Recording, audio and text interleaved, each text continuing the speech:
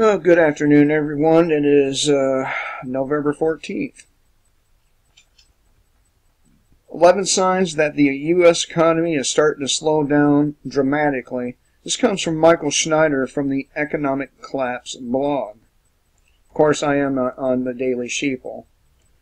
I've been struggling to find topics lately, so if you have anything for me, please do let me know in the comment section.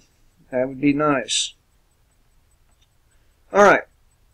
I'm not going to read the whole article, just the reasons why, the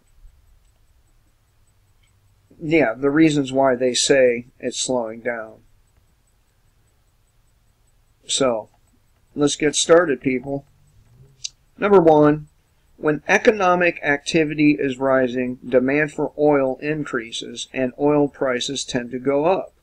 But when economic activity is slowing down, demand for oil diminishes and oil prices tend to go down. That's why what is happening to the price of oil right now is so alarming. Not alarming to me, man. I kind of like not having to pay out my ass for some fucking gas. Which reminds me, since I get just a few more things together, I'm going to fully convert my truck over to hydrogen. It ought to be an interesting project. U.S. oil prices plummeted 7% to a one-year low of $55.69 a barrel on Tuesday. It was crude's worst day since September of 2015. The losses in the oil world have been staggering as worries deepen about excess supply. Crude is down 12 straight days, the longest losing streak since futures trading began in March of 1983. Number two, one new poll has found that only 13% of Americans plan to buy a home in the next year.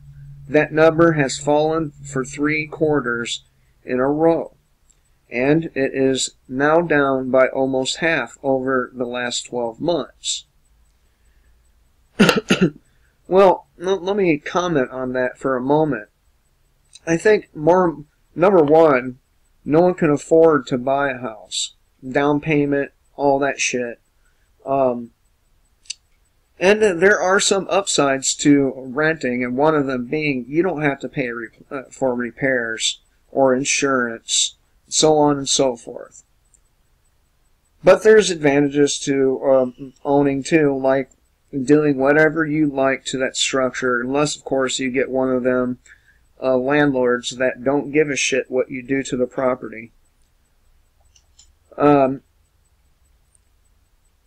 I've toyed with the idea of going and bidding on tax homes where people could not afford to sell or pay their taxes, and as a result lost it, but then I would just be part of that system, wouldn't I?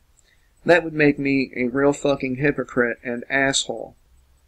So, as much as I would like to do that, I don't think my conscience would be very forgiving if I did. Number three, as the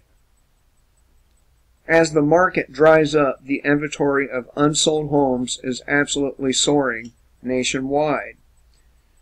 And of course, that could be a good thing. If they can't move these places, they're going to have to reduce the prices, right? Otherwise, they're just going to stay empty and deteriorate as a result of this. Now, many of you know I come from Flint, Michigan. And in Flint, Michigan, you can rent a 5-bedroom home with a nice walkout patio from the master bedroom and 3 bathrooms, a large kitchen for around $450, $500, which, if you want to keep buying bottled water, it's not such a bad deal. You can also buy homes there for very, very cheap. I knew an individual who bought an old firehouse for $1,250 and turned it into his home/business, and it was a very nice place.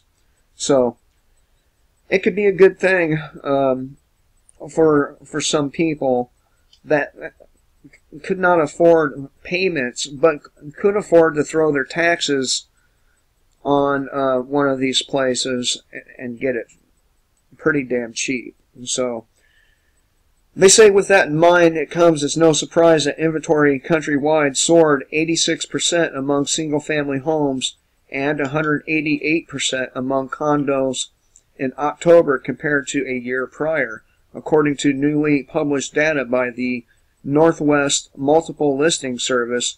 It was the most massive year-over-year increase on record, dating back to the dot-com bust, a rhythm that has some asking. Is the housing industry about to go bust? And we can only hope so. And why do I say things like that we can only hope so? It's because it will help hasten in the end of this fiat, fake money, and maybe even weaken the government to the point where they are sitting ducks for once instead of us. Number 4, California once had the hottest housing market in the entire nation, but now home prices in the state are plummeting like it is 2008 all over again.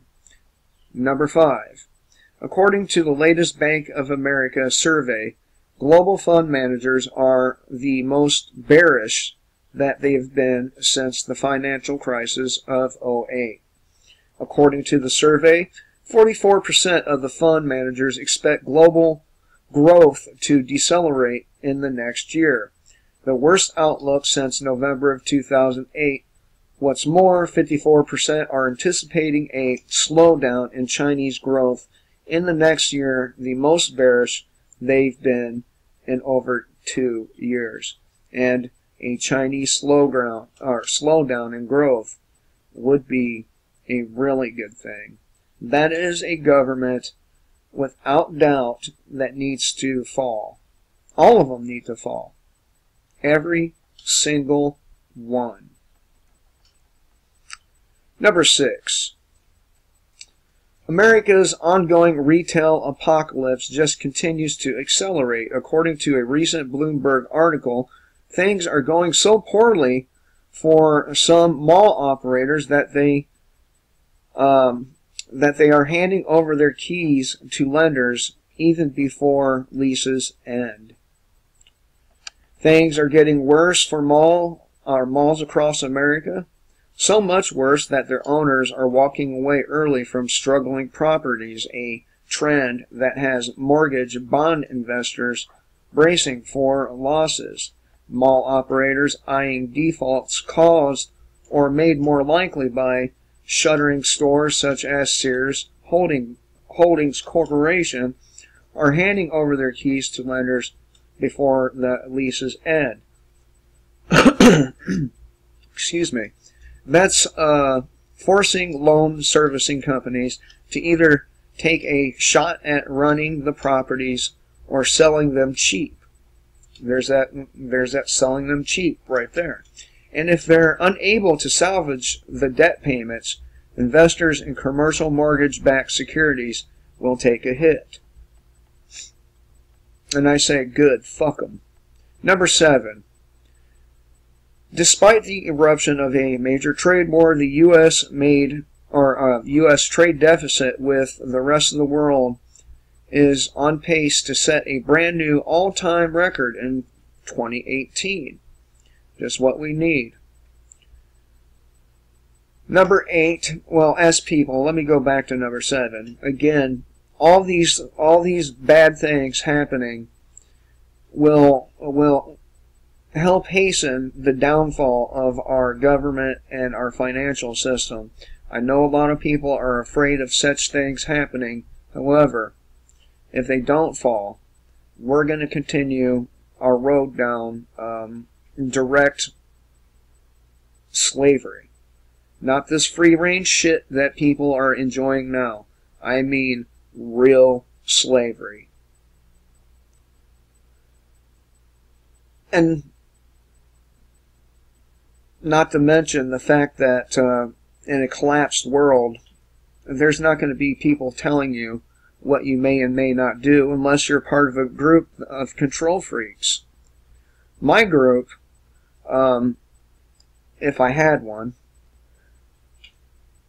my group would be run a little bit differently. I would run it kind of like Rick did in The Walking Dead while they were at Alexandra or Alexandra, I forget which, but he'd gather everyone together, tell them what was going on, have a discussion about it, find out who objected and who didn't, and based on those findings, and of course it was a script, right? But that's how he ran it in the show.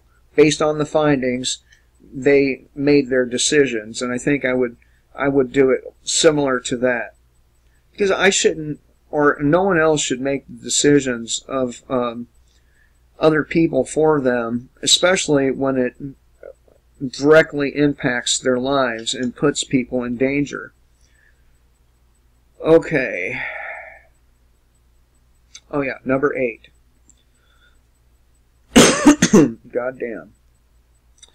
One new study discovered that 62% of all U.S. jobs do not currently pay enough to support a middle-class lifestyle. That's not good. That's not good. That's not good for them, but, again, this is one of them things that will hasten the fall of our government and financial system. The more people lose the shirts off their back, the more they lose, the more they're going to lose their fucking minds and start flipping out. Number 9. At this point, most Americans barely have any financial cushion at all. According to one recent survey, 58% of all Americans have less than $1,000 in savings. Now, I'm one of them Americans, except I do have a couple gold coins and a sleeve of silver coins and some other silver stuff. And together, all that stuff adds up to about $1,500, $2,000, something like that. So, you know, that's not cash savings, but it is. They are a type of asset. But that's a bad thing for the people that don't have that $1,000 in savings. But again, the more people struggle, the more stressed out they get, the more angry they get, the more things are going to go our way. Number 10. Right now, more than half of all U.S. children are living in households that receive financial assistance from the federal government. I do not receive any financial assistance from the federal government. They can suck my ass. Want nothing to do with it. And I'm pretty sure I could probably collect a disability check, but I'm not going to do it. I'd rather work with the pain than get anything from these assholes. Number 11. As the economy slows down, an increasing number of Americans are being forced into the streets. More than 500,000 Americans are currently homeless. That number is going up with each passing day. Meanwhile, more troubling news continues to emerge from Wall Street on a daily basis. One of the big stories this week has been the fact that General Electric and I've covered this, appears to be on the verge of collapse. And they've been around for a long time, people. They have been completely locked out of the commercial paper market. And of course, I said that before. They are being completely overwhelmed by the giant mountain of debt that they are carrying. And their formerly investment-grade bonds are now being traded like junk. And this is the article I covered right here, so no need to repeat it. So that's the 11 reasons why Michael Schneider thinks, what was the name? The economy is starting to slow down dramatically. And of course, we have Christmas right around the corner, and I think this Christmas will be a make the economy or break the economy situation. Tell me what you think below. Till next time, kill the state. Live free.